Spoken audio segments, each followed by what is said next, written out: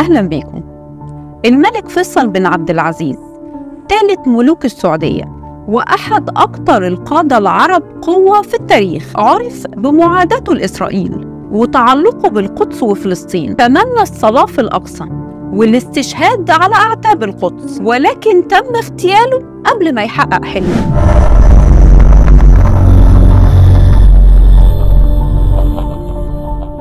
في البداية هنقول نبذة بسيطة عن حياة هذا الرجل العظيم. اتولد الملك فيصل بن عبد العزيز سنة 1906 ميلادياً في مدينة الرياض، وهو الابن الثالث للملك عبد العزيز بن عبد الرحمن آل سعود مؤسس المملكة العربية السعودية. اتوفت والدته وهو عنده 5 شهور، فطلبت جدته الأم هيا بنت عبد الرحمن المقبل من والده إنه يتربى في منزل جده الشيخ عبد الله بن عبد اللطيف آل شيخ، ولاقى منهم اهتمام كبير جدا في تربيته وغمروه بعطفهم وحنانهم، وعلى ايديهم تلقى العلم الشرعي. وفي سن 9 من عمره أتم حفظ القرآن الكريم، وكان دايما بيحضر مجالس العلماء في منزل جده ويستمع للمناقشات الفقهية، وده كان سبب علمه الواسع وتمتعه بالدهاء والفطنة والبسالة. وشارك الملك فيصل في العمل السياسي من سن مبكر جدا، وتولى مسؤوليات حكومية وإدارية مختلفة في عهد والده الملك عبد العزيز وفي عهد أخوه الملك سعود. وفي عام 1964 ميلاديا تم تعيينه ملكا للمملكة العربية السعودية، وعرف عنه تواضعه الشديد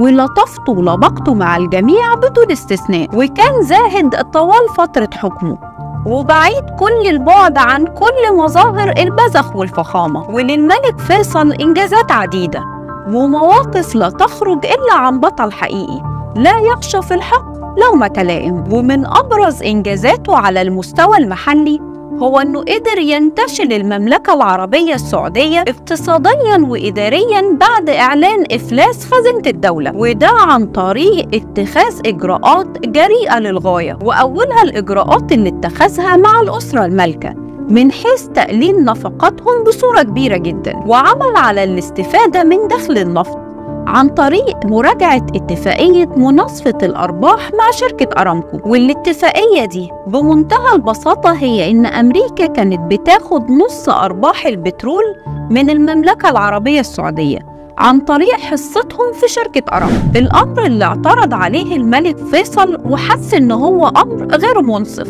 وقرر تقليل حصتهم. وقراره بتقليل حصتهم ده كان قرار في منتهى الجراءة وقتها. ومن أجرأ مواقفه على المستوى المحلي هو اهتمامه الشديد بتعليم الفتيات السعوديات في الوقت اللي كان المجتمع السعودي راجعي للغاية في كل ما يخص المرأة السعودية. ونيجي لإنجاز تاني من أعظم إنجازاته، وهو إنهاء العبودية وتجريمها، الأمر اللي كلفه وقتها الملايين لعق رقاب عدد لا يحصى من العبيد وتحريرهم، وتعويض تجار العبيد بملايين الريالات، ده بخلاف التنمية اللي قام بيها على المستوى المحلي في كل المجالات. وعلى المستوى العربي للملك فيصل مواقف بطولية لا تعد ولا تحصى، ومن أبرزها أنه قام بسحب النفط السعودي من الأسواق العالمية احتجاجاً على الدعم الغربي والأمريكي للكيان الصهيوني في حرب 73 بين مصر وإسرائيل، وعن دوره في القضية الفلسطينية. أول كل شيء زوال إسرائيل. القدس الشريف يناديكم ويستغيث بكم أيها النخشى الموت، وهل هناك موتة أفضل وأكرم من أن يموت الإنسان مجاهدا في سبيل الله؟ دعوة إلى الجهاد في سبيل الله، في سبيل ديننا وعقيدتنا، دفاعا عن مقدساتنا. وأجمع العرب جميعا على أن يرضوا بوجود إسرائيل وبتقسيم فلسطين، فلن ندخل معهم في هذا الاتفاق.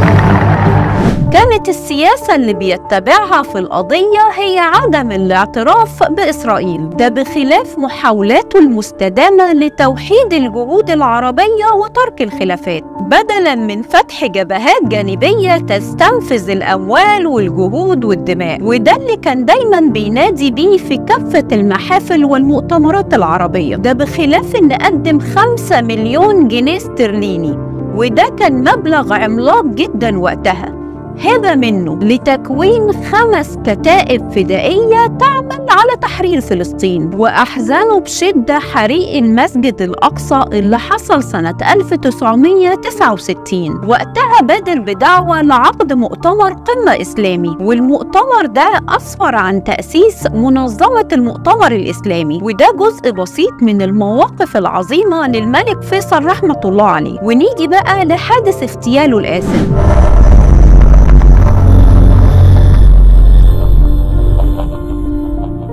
صباح يوم الثلاث الموافق 25 مارس سنة 1975 كان الملك فيصل يومها بيستقبل زواره بمقر رئاسة الوزراء، وكان في غرفة الانتظار وزير النفط الكويتي عبد المطلب القازمي، ومعاه وزير البترول السعودي أحمد زكي يماني. وفي الأثناء دي بيوصل الأمير فيصل بن مساعد بن عبد العزيز ابن أخو الملك فيصل، وبيطلب الدخول للسلام على عمه. وبالفعل بيدخلوا ال3 للحجرة الموجود فيها الملك فيصل، وبيقف الملك فيصل لاستقبالهم.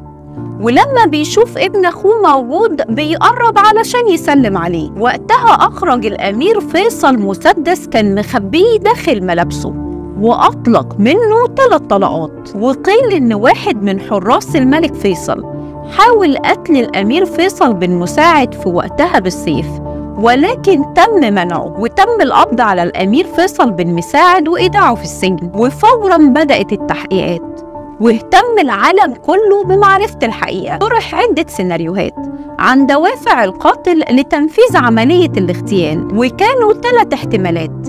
أولها وجود جهات خارجية حرضت القاتل على اغتيال الملك فيصل، وكان المقصود بالجهات دي هي أمريكا وإسرائيل. والاحتمال الثاني إن القاتل يكون مختل عقلياً. أما الاحتمال الثالث فكان إنه عمل فردي بغرض الانتقام. وقتها طبعاً أنظار الجميع اتجهت للأمير القاتل، واهتموا لمعرفة هويته. وعن الأمير القاتل فيصل بن مساعد، اتولد سنة 1944. والدته هي وطفة بنت محمد بن طلال آخر أمراء آل رشيد، واللي قضى آل سعود على حكمهم في حائل. والأمير فيصل كان ليه 3 أشقاء، من ضمنهم الأمير خالد، واللي كان متشدد للغاية ومناهض لكل مظاهر التطور اللي بتحصل في السعودية. وقتل الأمير خالد شقيق الأمير القاتل في احتجاج على إدخال التلفزيون للسعودية، ولكن يقال إن دي ما كانتش الحقيقة،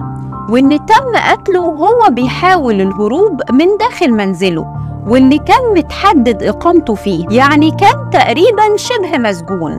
ويقال إن في محاولة هربه ضربوا جندي من الداخلية، ولم تتم معاقبة الجندي اللي قتله، وده سبب احتقان شديد في أسرة الأمير القاتل، وولد كره شديد داخل فيصل لأعمامه. وكعادة أبناء الأسرة المالكة، أرسل الأمير فيصل للخارج لإكمال تعليمه، ودرس في عدة جامعات مختلفة. وهناك ارتبط بفتاة أمريكية اسمها كريستين سورما، واللي كانت وقتها ممثلة مبتدئة. ووصفوا أساتذته في الجامعة إنه كان طالب هادئ ومتوسط على المستوى الدراسي، ولكن خلال رحلته التعليمية في الخارج تورط في تجارة المخدرات، وبيتم القبض عليه سنة 1970 في الولايات المتحدة في قضية إتجار مخدرات، ولكن بيسقط المدعي العام التهم عنه فيما بعد، وما بيكملش دراسته هناك وبيسيب الولايات المتحدة وبيروح على بيروت، وهناك بيتورط مرة تانية في تعاطي المخدرات، وبعدها بيتم إرجاعه للسعودية، وبيتم مصادرة جواز سفره بسبب المتاعب اللي سببها في الخارج. وتم تعيينه في التدريس في جامعة الرياض، وكان لازال على علاقة بصديقته كريستين، وبسبب تواجده لفترة طويلة في الولايات المتحدة وعلاقته بالفتاة الأمريكية، اعتقد البعض في البداية إنه تم تجنيده لقتل الملك، ولكن بعد التحقيقات الموسعة اللي كلف بيها الأمير تركي الفيصل ابن الملك فيصل ورئيس الاستخبارات السعودية وعدد من أكبر رجال المملكة، وبعد البحث والتحقيق لمدة 2 شهر والتحريات داخليا وخارجيا. تم التوصل إلى أن اغتيال الملك فيصل بن عبد العزيز هو عمل فردي، وأنه لا يوجد بأي شكل من الأشكال سبب يدعو لجهة خارجية إنها تقوم باغتياله، وإنه لا يوجد أي شك بتدخل أي جهة أجنبية في عملية الاغتيال، وإن الدافع وراء عملية الاغتيال هو الانتقام والغضب. وفي يوم الأربعاء 18 يونيو سنة 1975 وبعد 82 يوم من التحقيقات المكثفة تم تنفيذ حكم القصاص في الأمير فيصل بن مساعد علناً بالرياض في حضور حوالي 10,000 شخص من ضمنهم الملك خالد، وبعد مرور أكتر من 49 عام على اغتيال الملك فيصل ما زالت ذكراه الطيبة خالدة في أذهان العرب. وبكده خلصت حلقتنا. أتمنى لو عجبتكم تكتبولي في التعليقات، ولو ما عجبتكوش اكتبولي برضو. سلام.